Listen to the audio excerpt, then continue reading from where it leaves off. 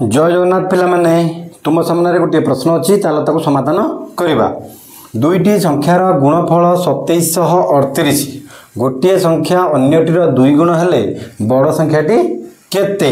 चलो देखिबा मन कर गोटे संख्या केते ना मन कर गोटे संख्या केते हला x तेबे अन्य संख्याटी केते ना अन्य संख्याटी तार दुई गुण अर्थ दुई गुणन x से माने 2x।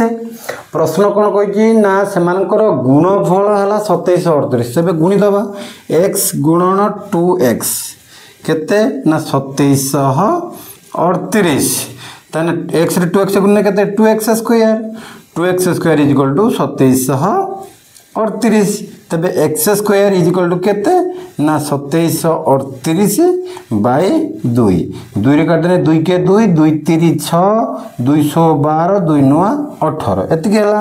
तबे x इज इक्वल टू केते ना 1369 रो वर्गमूल 1369 रो वर्गमूल केते 37 रे 37 गुणने 1369 तबे x रे मूल्य केते बाहरला 37।